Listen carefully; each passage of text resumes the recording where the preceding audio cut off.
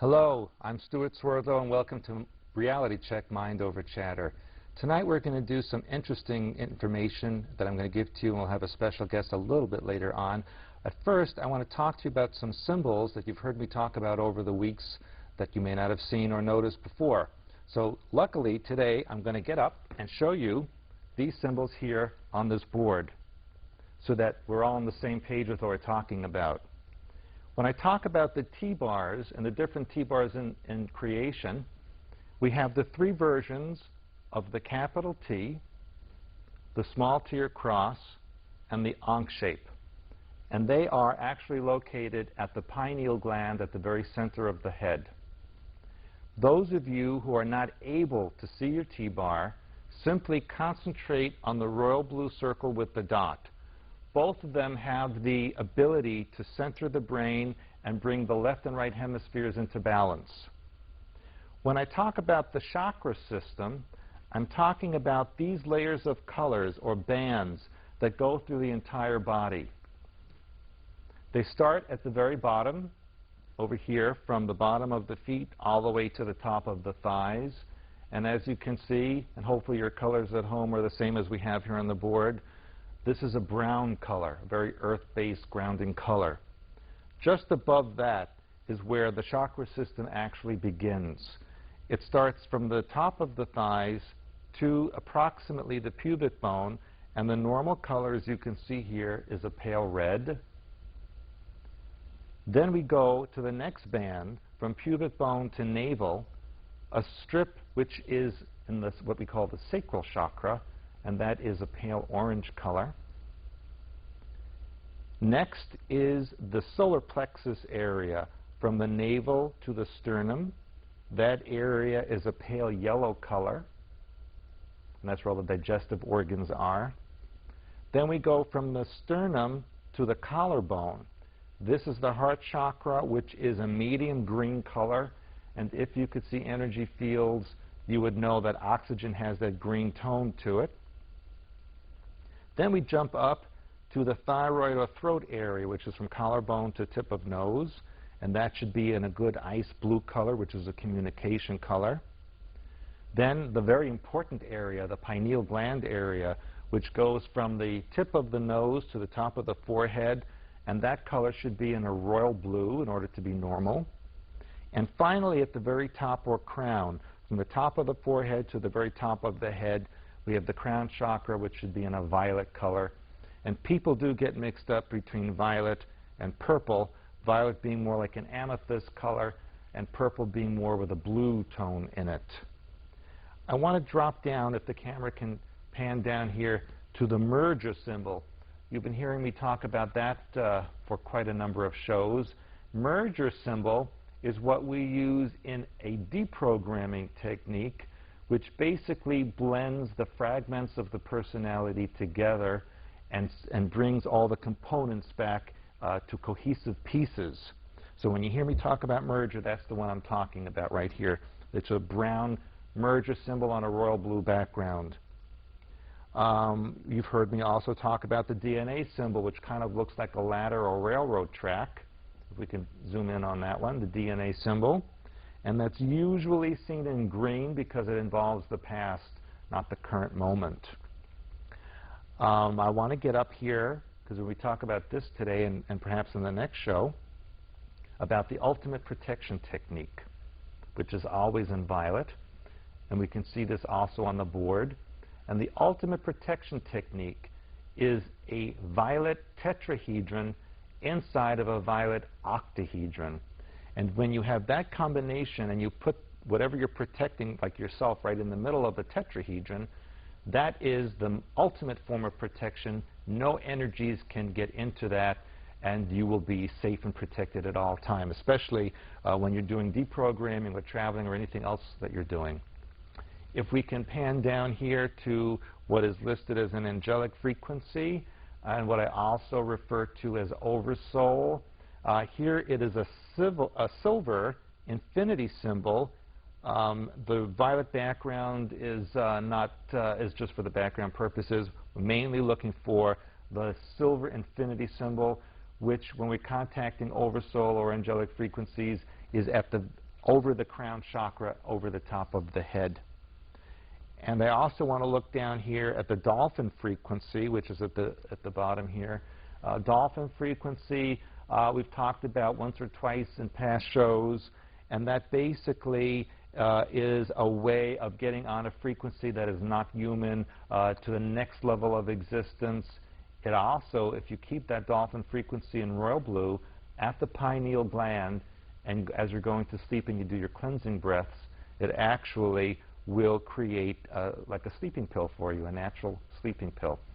And I also have here on either side the chakra colors in the chakra sacra tube that I've referred to in past shows, so that you can get the different colors here, starting at the brown, working their way all the way up to the violet.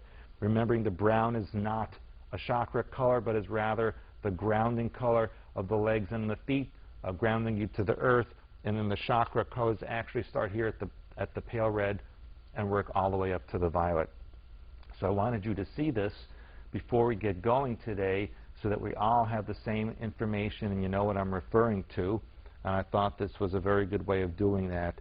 And perhaps as we talk about this during our show, you can remember this, or perhaps the camera will pan back to it and you can take a look at it. I wanted to bring up a couple of points today before we get going. One of them, which is very timely and is affecting a lot of people as far as programming is concerned, is the release of the Mel Gibson movie, The Passion of the Christ. Now, many of you have heard many different events occurring around this movie. For example, the star of the show was hit by lightning twice while he was up on the cross during the filming of the show. We had a lady a few days ago who had a heart attack in Wichita, Kansas, while she was watching the show. There was a reverend in Denver in a church that put up a big banner on his church that said, "Jews kill the Lord Jesus." So a lot of people are being triggered and activated by this movie. I've talked about this before, the aspect of programming called New World Religion programming.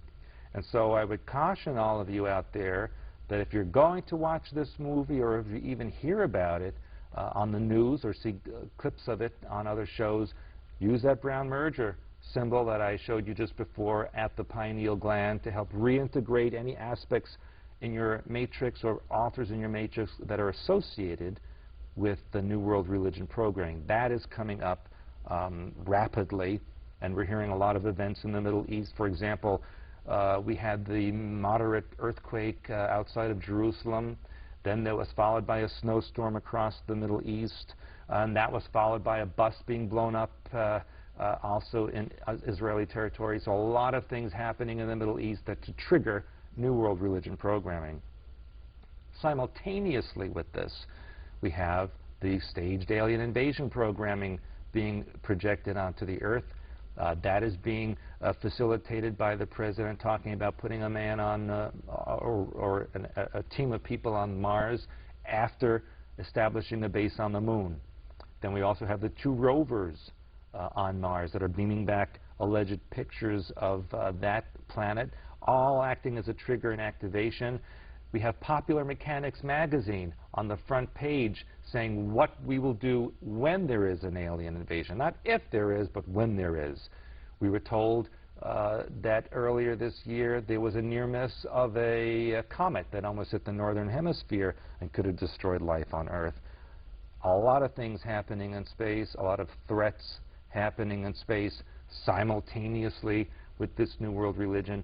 Basically, and I've told you this, but I'll reiterate, create a disaster on the Earth, bring in a cloned savior, bring in the staged alien invasion, so people need a global government. All of these are happening at a very fast, condensed pace because apparently time is running out as far as their agenda is concerned, and they really want to get everything consolidated in a very quick way.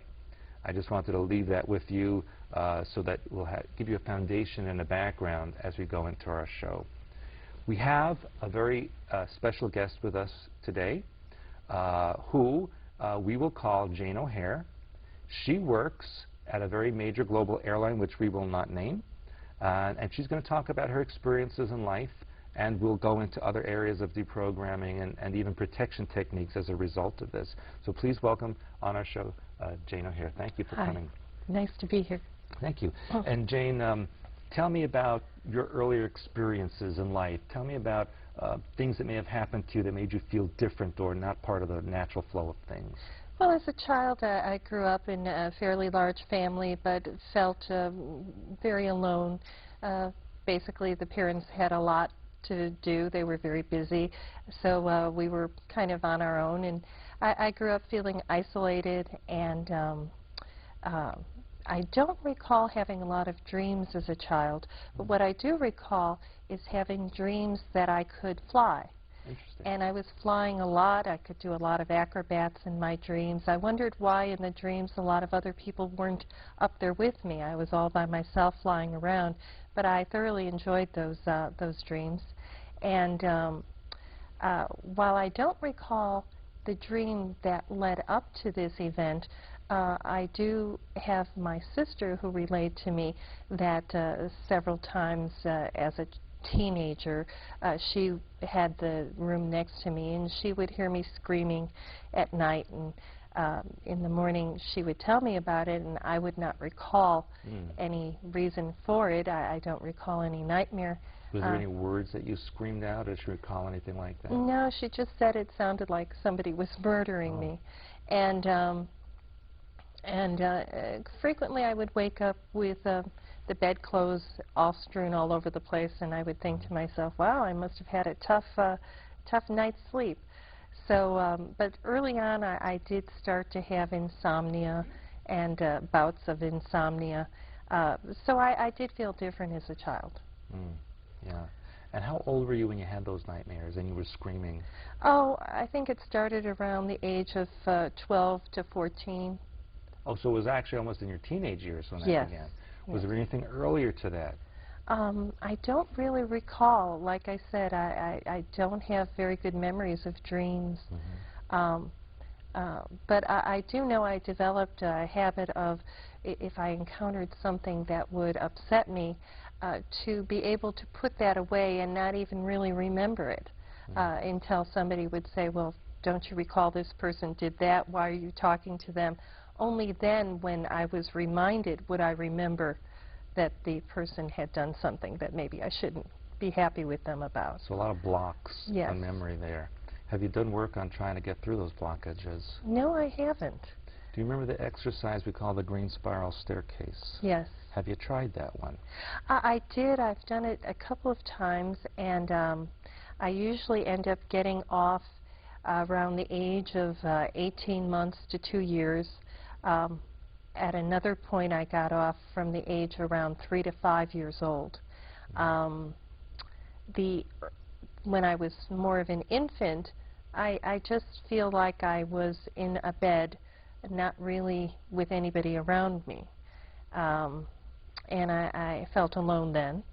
And then the one from 3 to 5, I can't really put my finger on what it was that triggered that memory, but not strong memories of my early childhood. Interesting. And usually what happens with someone who does have programming issues, there's blocks of time that are completely unable to remember. Yes. Because the trauma was so severe in that time period that the mind blocks the consciousness from seeing it so that you don't relive the trauma and then go through it again. It becomes a loop, you see. And what the programming does is it very often puts a mask memory over that, so you remember something totally different, so you don't realize anything happened to you at that time. Right. Does being premature have anything to do with being programmed, possibly? Absolutely, and that's a very good point. Because I had mentioned on other shows that programming in many cases actually starts in utero, where they actually traumatize the fetus so that it's born with a fragmented personality. Once you traumatize a child or a fetus, the personality is permanently broken up into these pieces. And to reiterate for the audience, and in fact, if I may go to the board and draw something for the audience, so the camera is prepared when I do this, if you'll excuse me, what happens is on the matrix, when the personality fragments, it goes into a cube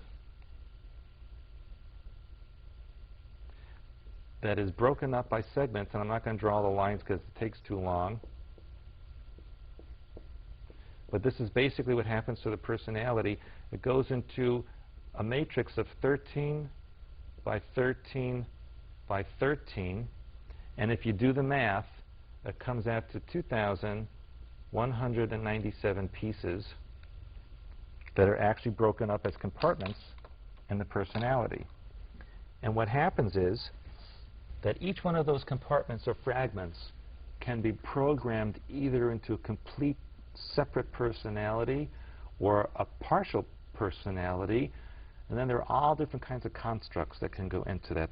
They do create it at the center of it, an internal programmer who monitors all the other pieces, and from the internal programmer they have an internal computer system that monitors, and what they call ribbon alters which actually go around all the other alters and make sure they're doing the right thing. They're kind of like tattletale alters. With them. They never really come forward. They're always in the virtual world of the matrix, but they tattle on all the pieces that are not doing their work and go back to the internal programmer, and then the internal programmer knows what they have to do for that particular compartment. So that would kind of explain why the memories might not be there. You might be in an alter. Exactly. Exactly, and depending on where in that cube matrix your front alter is at the moment, may not have the memory of another section. I have been told that people find it difficult to get to know me, and that I seem to have a wall up. So I don't know if that's maybe the... And that's interesting, because I always think of the walls between the compartments, the blocks, you know, like separate personality compartment. Yes. So that's very interesting. So you may have an alter that just goes to work. There are alters. It could be an alter that's just for brushing your teeth, if that's one of the triggers that you have as a function. So if you're working, for example, at a major airline, something that involves travel, you could have just a travel alter, or an alter that just deals with the public, simply like that. And then the front alter, who maybe does other kind of work or just have a daily life with your family, has no memory of that alter because different function, different section of the matrix. It's funny that you should say that. I have a friend that travels with me quite a bit, and she's known me for 20 years. And quite frequently she'll say, oh, I figured you were in your traveling mode, or I figured you were in your detective mode, or I figured you were in, and she has these little names for all of these little changes of personality she sees in me. So that could be that too, huh? Do you notice the changes when you're doing that? Only sometimes, and frankly I can say to myself, it's almost like I'm watching myself, and I think, why am I acting this way? Only sometimes, and then other times I'm not even aware that I've changed. So is that alters and... Yes, and very often, as I say, one alter won't know what the other one is doing. But then you could have groups of alters, or what they call family of alters. Like it could be Jane 1, Jane 3, Jane 25, which have the same basic foundational programming, but with subtle differences within, so that if you're sent on a what we call a mission or have to fulfill an agenda, the alters will have to have memory of one another in order to fulfill the function. They can't be segmented like that. So what does it mean to be specifically programmed? Okay, very good question.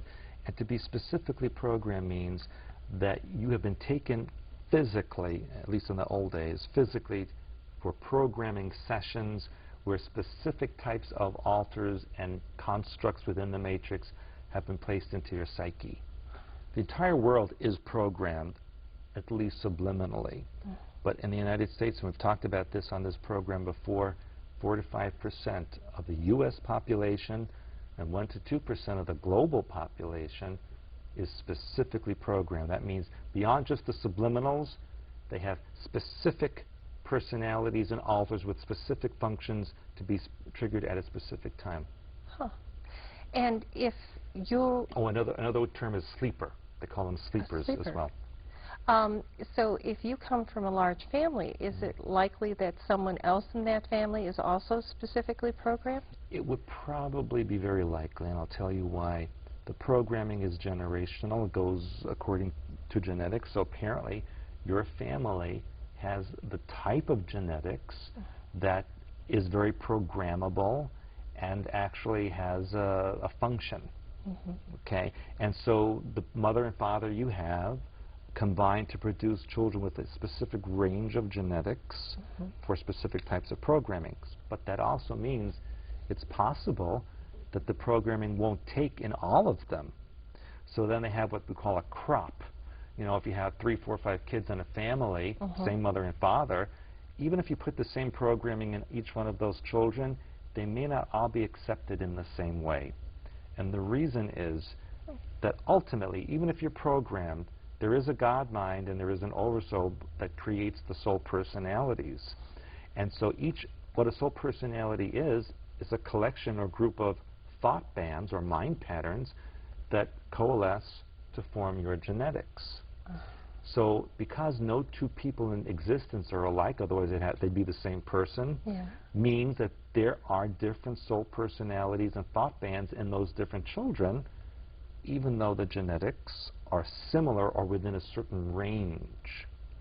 And programming can only be hooked on to mind patterns that are related to the programming. So for example, if you're born with an abandonment issue, they can put abandonment programming hooked onto that mind pattern because it will be accepted. You understand? Yes. So that's why it depends on your specific mind patterns that will create this specific genetics and body, and a specific type of program would go along with that. And no two people are identical even if they have the same parents.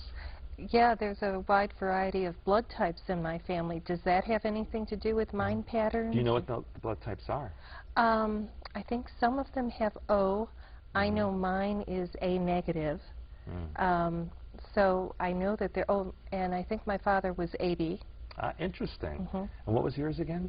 A negative. A negative. Now, A and AB are the newest blood types on the planet. They're only recent.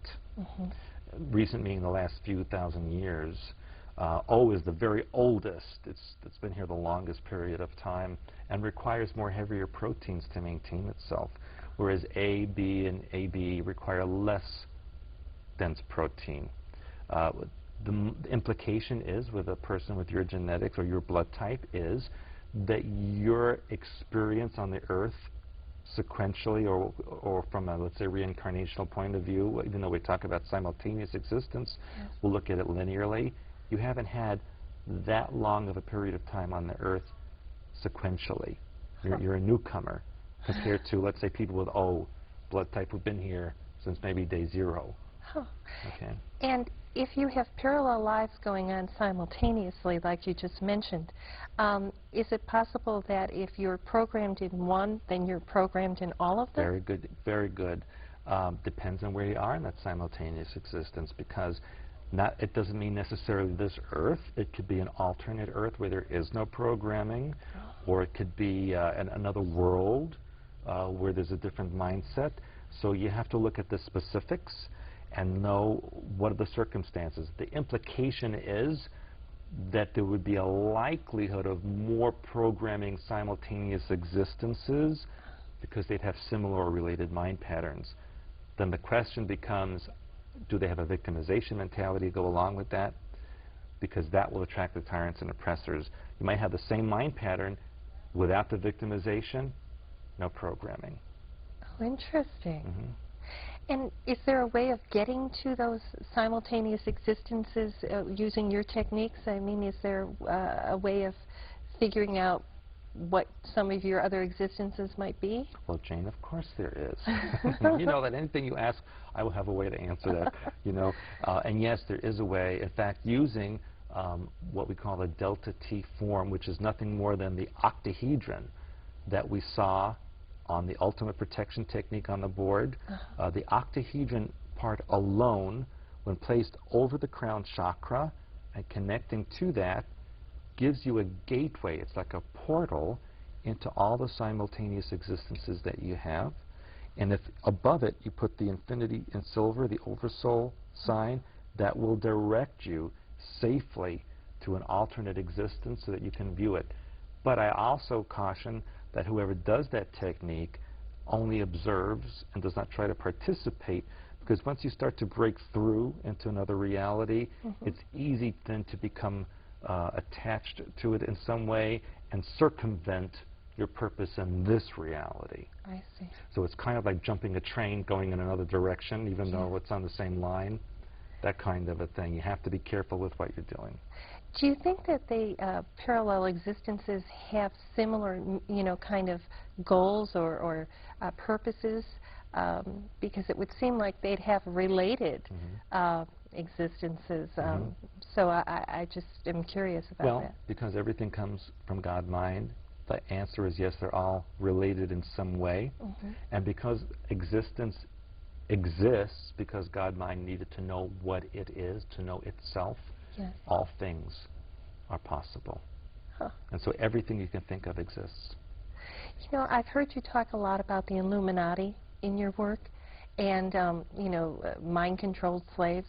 I wonder, can you be both Illuminati and mind-controlled, or is that a contradiction in terms? Not a contradiction at all, because the Illuminati is a way of life, program themselves and their children so that their civilization, their culture and way of life never deviates. It always stays stable.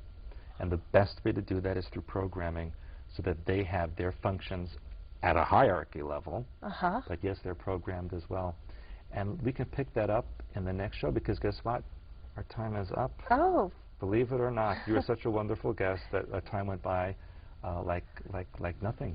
Well, thank you for having me. I'm a big fan of your work. Well, I appreciate that very much. And we'll see you next time on Reality Check with Jane OHare. Sometimes I think I'll win the race. That's when I always lose my pace. Just when I think I have it all, that's when I always take a fall. And I can't help but wondering why, even though I know down deep inside it's self-sabotage again. And I thought I was my best friend, but I'm not.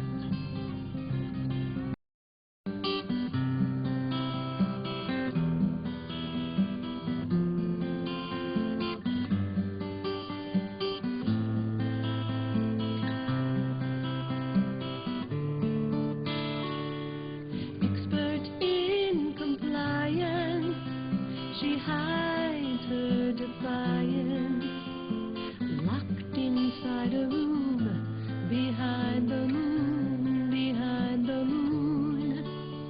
So poised and so restrained, holds tightly to the rein, but sings a different tune, behind the moon, behind the moon, behind the moon. She finds the moon's the only place to go. That's far enough away to hold. And we're back with Reality Check, where it's mind over chatter. And we're here for the second part of our great interview with Jane OHare, who works for a major global airline and is talking about her experiences both as a younger person and as an adult. And Jane, welcome back again. Nice to be here. And I wanted to talk to you about any experiences that you may have had in traveling that may have been strange or unconventional. In my role that I played with the airline, I did do a lot of traveling, and what I did find was the most challenging was that I never slept from the time I would arrive in the new place until it was time to come home, whether that be 2 days or 5 days. Really? Yes. So if, let's say it was a 5-day layover, you'd be up for the whole 5 days. Yes. Now, did you consciously do something to keep yourself up, or you were just up? No, I was just up, and I did try to counteract that with, melatonin and some herbal remedies, and but nothing seemed to help.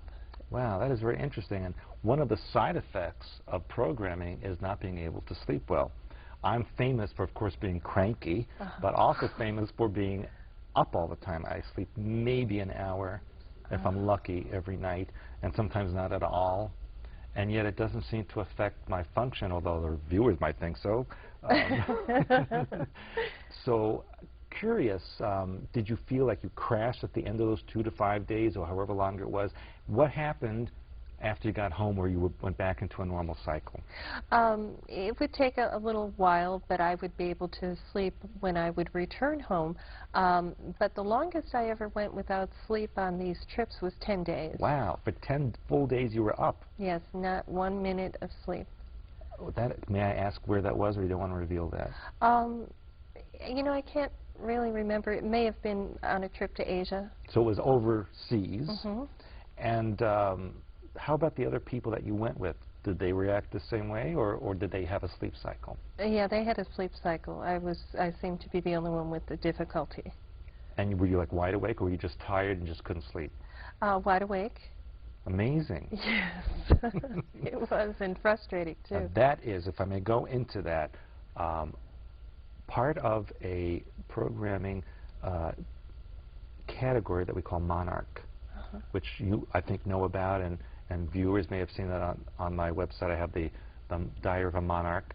Monarchs are programmed people who basically are used often as go-betweens or liaisons between political figures or relatively well-known figures, where communication could be monitored. So they use the monarch, what they call a slave, monarch slave, to go between the various locations and deliver messages. And one of the side effects of the programming is to always be up and on, so you're always aware of your environment all the time.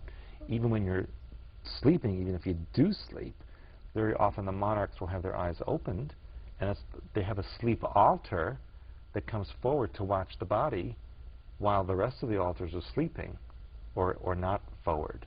Well, that's so that fascinating. they never rest. Huh. That is fascinating. Yeah. And interestingly enough, and those of you who've ever seen my programming tapes on the history of mind control, I talk about the very first monarch in the U.S. who was named Candy Jones. And she basically was programmed in the late 40s, early 50s. And where did they send her? Asia. One of the places that she had gone as a courier was Taipei in Taiwan, which is a major Asian programming center. So I don't know if that rings any bells for you as far as travel is concerned. Yeah. You know, I think I probably would have paid more attention had I been familiar with your work at the time, but I've just come to it recently, so I wasn't really looking for any of those things. When you came back from these trips, say the 5 or 10 days you were up, did you have to catch up on your sleep, or did you just go into a regular cycle after that? I would go into a cycle. I would sleep for one day for about 15 hours. And then I would go into a more normal cycle after that. So like a one-day catch-up. Yes. And then you were ready to go. That's really amazing. Most people would be unconscious for like weeks after that. You know, they should take a sample of your blood to see what can keep you up like that. But unfortunately, when they program people, it is very much narcotics that they use to keep you up. So I'm curious if you were to do some deprogramming techniques and go back, let's say, to that 5 or 10 day period when you were up, if you would recall someone injecting you with something or some experience that you weren't consciously remembering, but still physically encountered, where you were forcefully made to stay awake, because it is not natural for a human body to stay awake that long without crashing and just falling asleep. After 2 or 3 days, you just conk out. Yes. So it's not natural for 5 or 10 days to be like that. Did you ever think about that? Yes, I kept hoping that the 3 days, you know, I'd crash or something, but nothing seemed to work, and it seemed the harder I tried, the more awake I was. So I was very unsuccessful in that attempt to sleep. Did anyone notice a difference in your personality? No. Nobody ever mentioned anything. No. What about your food intake? Was it a normal breakfast, lunch, dinner type of thing? Yes, since that was really all I could do while I was awake. I looked forward to every meal. You didn't go out into the city or wherever you were at night because you couldn't sleep? No, I would stay in the hotel at night, but in the daytime I would go into the city and, you know, browse around and, you know, try and tire myself by walking and doing some exercise. Interesting. I know, for example, when I was in Taiwan, the energy there is very heavy and dense, and I kind of went into reclusive mode. I didn't want to be in public or out there because I felt there was a very negative energy in that area. But every time I go there, usually just after I leave, there's a massive earthquake. Like every time I leave, like I just miss it. Oh my. So it's very interesting. There was a little minor earthquake there. I was awake, obviously, and I felt it, and I asked everybody else. They were all asleep, though. They didn't feel it. And didn't believe you that it really happened. Exactly. But it was on the news the next day that there had been a minor one. So, yeah. Well, in the travel industry, I'd like to talk about protection techniques. Do you use any when you travel? Yes, I do put violet around the plane, as is one of your recommendations. But I do know that there are nervous flyers, and I wondered if there were any of your techniques that can be shared. Okay. One thing and that always brings a little funny story to mind of protection techniques and how to use them, which I'll connect to the nervous flyers, I promise. But I was once on a flight from Orlando to New York, and it was another airline, not yours, and the flight attendant noticed one of the pendants I was wearing as what she called sacred geometry. And she said, "Oh, I'm very involved in that. After we take off, come up to the front cabin. I'll talk to you about it." So I said, "Okay," and we took off, and then she called me up, and she said she was involved in color therapy, which is what I teach. And I said, "Well, what do you do to protect the plane when you're traveling? What are your techniques?" She says, "Oh, I ground and anchor the plane to the ground," and she uses brown color. I'm like, "Oh my God." I wanted to grab her, but I'd be arrested if I did. And I said, "Don't ever do that, because brown is a grounding energy, and it will pull the plane down." I said, "Don't ever anchor the plane." I said, "You keep it in the higher colors, in the violet, you know, or at least royal blue, but nothing below royal blue and violet." And that's why it's curious to me about some airlines, like, for example, I'll name Braniff, because they're not around anymore, and they painted their planes brown. You know, and they're not around anymore. Oh, that's interesting. You see, so I thought that was very interesting as well. So always violet, and always keep the plane in the middle of the tetrahedron, inside the violet octa, all in violet. So always remember that, and even when there's turbulence, because I notice a lot of passengers get nervous and jittery when there's turbulence. And so if you keep the plane in that violet, and then visualize the tetrahedron inside the octahedron, the plane in the very center, and then visualize it on a string, a real tight string, so that it's flying along this really tight string and it can't move. It's straight. Every time I try that, the turbulence stops. Oh, that's great. Even when they announce we're going to go through 35 minutes of turbulence, or there's going to be moderate turbulence, I just thought, no, I don't think so. You know, well, first I have my vodka, and then I say, no, we're going to have the violet, and I keep the line really tight, and then it just smooths out. Oh, that's and you great. should try that. I will try that. And so that's for any nervous passenger. Okay.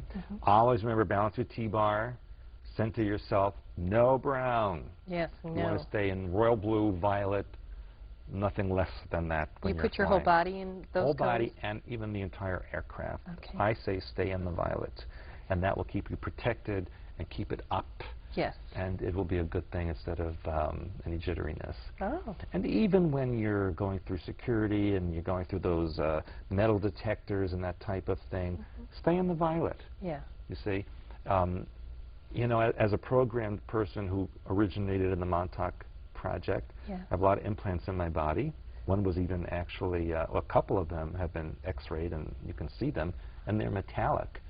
And there was, when the security after 9/11 really got heavy and things were going on, I always beeped. Oh. No matter what I was wearing or not wearing, it would beep. So I started to go through the security in violet. I just said, well, I'm going to put myself in the violet. And no more beeping. Oh, no, that is interesting. Yeah, it worked for me. Oh. So it just blocks the, now that doesn't mean you try to get a weapon through. No. It's just for your own protection Yes. and to help go through security. Oh, very interesting. You can relay that on to whoever wants to know. Yeah, definitely. Are there any protection techniques for program people in general? I know the merger symbol. Yes. I do have one of those at home. Is there any way to protect your house that you live in? Right. And that's a very important question because everyone is bombarded with ELF and microwave just by living on the Earth. Earth is ringed with satellites. There's those cell towers, radar towers if you live near the airport, constant ELF and microwave bombardment. And as a program person, you're much more sensitive to that. And most of the time, they're bombarding to throw you into an altar anyway. So if you keep yourself and your home or your vehicle in a violet, egg-shaped field, and visualize a mirror facing towards the outside around that egg shape, then any ELF or microwave coming towards you is reflected away, and anything that penetrates that mirror and enters into the violet is filtered, and then you will remain intact and keep your integrity. The violet acts as not only protection but a filter of the energy, which is why it's at the crown chakra. Yes. Because energy that comes into the crown chakra, especially through the fontanelle and opening at the top of the head, needs to be filtered. Yes. So that your body is like a bottle, and this is the cap, needs to be on securely. Okay. I was very interested in, I had read your Confessions of an Oversold Junkie. Oh, yes. And how you had gotten such good results from, that connection. And I wonder how you know when you've made that connection, and can you talk about any of those experiences? About the oversoul connection? Yeah. Basically, once you keep that silver infinity symbol over the crown chakra area, you're in connection to oversoul. Okay. And then everything that you're getting is coming through that. Oh. Basically, you can only be connected to oversoul. You can't ever not be connected to it. It's just a matter of how aware you are of that. So that's one way of doing it. Some people, instead of visualizing the silver infinity, have a way of imaging a very bright sun or star mentally outside of their energy field that is their oversoul, and they connect to that. So whatever you feel is an adequate method, from an archetype symbol or hyperspace perspective, the silver infinity is the symbol. I've heard you talk about frequencies, and some people do well in certain areas based on their frequency. Can you talk a little bit about that? Because are there some areas that are more program type areas, and perhaps a program person should not live in those areas? Yes, and in fact, on previous shows we've talked about that, where you should live, whether you're programmed or not, where your energy matches the location of where you're living. So, for example, it's like being a certain puzzle shape that fits into a slot of a particular area. And certain areas, well, not certain, all areas have natural energies or frequencies that have a certain quality about them. And that's why people are attracted to those areas, because they're matching those frequencies with their own personal energy, or they need to go to that energy to learn something so they can go somewhere else. I see. But ultimately, whether you're programmed or not, you should live in an area where you match the frequency. Otherwise, and I've told this to many clients, that it's like being a plant growing in the wrong soil. It's like being a palm tree growing in Wisconsin. You know, you might survive a little bit, but ultimately you're not going to do very well. Yeah. See, so but if you are in the right environment, you'll not only grow, but you'll blossom and spread. And that's what you have to do. So you look at the person's name frequency, their genetics, their energy field, and then you look at mentally at a map of, let's say, the U.S. or globally, if they're willing to go anywhere, and see where does this energy package fit? Where is there a fit? And you know those children games where they have those little silver balls and you shake it and they fall into those little slots? It's kind of like that. You look at where this energy package fits into the slot on the earth. And that's where that person belongs. And it could be a range of areas. It may not be just one spot. Right. But there could be one that's better than another. So I do that for people, or I teach people how they can do that for themselves. Well, that's very interesting. If you change your name through marriage or your premature birth, so your birthday is not the same as the original birthday maybe you were slated to have, does that change your frequency? Well, absolutely, because when a person is born, it's not an accident where they're born and what time they're born, because the Earth also has a cycle and an energy flow, just like humans have an aura and a chakra system. The Earth also has an energy system. And so when you enter into the Earth plane, your energy can only fit into the slot at the certain time where there's a match. So that if you're born prematurely or if you're overdue, it could very well, it is because you're not fitting into the official birth slot time that the doctor gave your mother. Doesn't match. So you have to go the before or after, whatever that match is, and enter in at that time. I don't know if that answers your question specifically. Oh, it does, but that's what happens. And yes, that would indicate that the mind pattern you have is different than what people expected you to have. So that your life path will be different, obviously, than if you were born on the expected date, because that would be a different cycle, a different category of energies. That's very interesting. So how far in advance were you born? I was born about 3 or 4 weeks premature. Okay. Was there a concern about your survivability? I think the year before they were giving the children pure oxygen, so they were coming out blind. So fortunately, I had missed that. Good. Yes. But I always have had, like, delicate health. You know, I had, you know, buck teeth, duck feet, you know, heavy adenoids that had to be removed twice. So, you know, twice? That's unusual. Couldn't breathe. Why would they have to remove it twice? Did it get the whole time, or they grew back? Well, they said both those things, actually. They said, well, you know, it could be that we didn't get it, or, you know, that they grew back, but these are huge, they said. Really? They took them out. How old were you when that happened? The first time I had them removed, I was 5, and then I had them removed when I was 12. That's very fascinating. Yeah. Well, either my opinion is they probably didn't get it all the first time, and so the cells just regenerated, because if they really removed it the first time, they wouldn't grow back like that, because there'd be nothing to generate or spontaneously generate the cells again.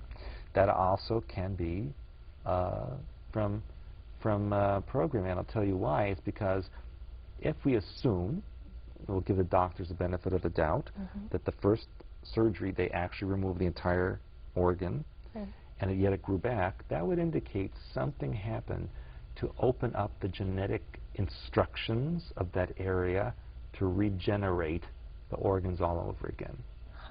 And the only thing that would do that would be some kind of ELF or microwave pulse of a specific nature that would open up the instructions and regenerate the cellular tissue. Oh, that's interesting. So that would be also a clue that there was something going on in programming. Interestingly enough, I also had my adenoids removed, as well as my tonsils at the same time, only I hemorrhaged after that. I had to go into the hospital to stop the hemorrhaging. So you had to go in for 2 surgeries then? Or? Well, I had to go for the surgery, and then I had to go for recovery because the surgery did something that wasn't right. Yeah, and it's not a fun surgery, is it? No, it isn't. It's very painful, and it's hard to breathe. You know, but when you're 4 and 5 years old, it's scary too. Right, absolutely. And the interesting thing is that my surgery was not in a hospital; it was in the attic of the doctor's house. Why? That's a whole nother show. Oh my goodness. Yeah, I had been taken to the doctor when I was little, from the time I was about 5 or 6 until I was almost 12. Every Friday, every week, my mother would take me from school and take me to this big Victorian mansion in another part of the city where I would be the only patient, and I'd be observed building blocks and other things and have excruciating examinations, and then ultimately led to the surgery. Oh. Yeah. That is a very unusual story. It's a very unusual story, and the other unusual part is that what I would build with the blocks was cemeteries. They'd say to me, "What are you building?" And I'd say, "Oh, this is a cemetery." Now, if you know about programming, you know that cemeteries are what we call a construct within the mind pattern, and altars are buried in the graves and then extracted as needed. So that the cemetery becomes a holding section of the matrix for altars that are not going to be needed for a long time, so they have to be deeply buried literally in the mind. So the imagery in the mind is as a cemetery, so you know that it's only buried and can't be extracted until necessary. Interesting. I used to draw a lot of daisies and like the star. How many points in the star? See. You know, it was like the A that you went So it's like a 5-pointed star, like you have on a Christmas tree. Yeah, 5-pointed stars. And then I would draw like a circle that came down, and then I'd make it into a swan because it looked like the beak of the... Now, have you read any of the Montauk books? No. In one of the Montauk books, it's written that in the early days of programming at Montauk, let's say early 70s, they would program children with Swan Lake. Yes, the overture of Swan Lake. And that the people would doodle swans all the time, or draw swans. That was my favorite doodle. Interesting. What programming do you have from Montauk Project? Interesting. That might be something that you want to look at. Yeah. And you mentioned also something else before the swans. The daisy and the star. Yeah. And okay, the star we know is a satanic symbol. It's used in ritual, and a lot of monarch women have that as a imprinting in their mind, especially in the green color. It's also a part of the green star programming for alien invasion scenarios, which is something in a whole other show for that one. But the one other thing that you mentioned as far as the daisies. Yeah. Now, you know who Dr. Mengele was from World War II in the concentration camps, where he performed these terrible psychological and physical experiments on the inmates at the concentration camps. Well, one of the things that he did when he programmed the children, he would take 2 children, and he'd have a daisy, and he'd do "I love you not." And when he got to the last panel, it was "I love you not." That child would be executed in front of the child that was watching, as an imprinting, so that that could be you if you don't accept the programming that's being given to you, and that embeds on the child, of course, through fear and trauma, fragments the mind, and yet the daisy then becomes a symbol of the programming. It's called "I love you not" programming, or daisy programming, which was invented by Dr. Mengele. Interesting. Huh. Was that put into people at any certain time period, like the 50s, 60s, or? That was basically late 40s through the 50s, and contrary to history, Mengele survived the war and actually was brought to the U.S. and South America, where he lived until the 1980s. Wow. And in the United States, he was called either Dr. Green or Greenberg, where he had something with the color green in his name. Green being the satanic olive green, lime green, satanic ritual color with the 5-pointed star and the daisy. Wow. You see? Yeah. So you didn't know you had all that stuff in your little head, huh? Did you? No, I just thought I was doodling. Yeah. Doodles come from the mind, and what we're doodling is what's cycling forward, either in our mind patterns or from our programming. Makes me want to go back in my diaries that I kept as a child and see what other doodles I may have had. That actually is a way of deprogramming, because if you go back in your journals and you look at the images and you see repetitive images, then you can be sure those are a label on a particular function or group of authors in your matrix. So if you hold that, whatever that image is, let's say for your case a daisy or swan, and you hold it at the pineal, first you do your preliminaries. Do your breathing, balance your T-bar, center in royal blue, then take, let's say, the swan, hold it at the pineal, and you simply observe what comes up. Okay. And when you're done with that, Remove the swan, put a brown merger, balance, cleansing breath, get out of it, write down everything that you observe. Do the same thing with the daisy. See what that brings up for you. Keep different sections in your notebook or log on the various techniques. Don't keep them all combined. You want to separate them because they represent different functions and alter groups within your programming matrix. And we're coming again to the end of our show. Oh.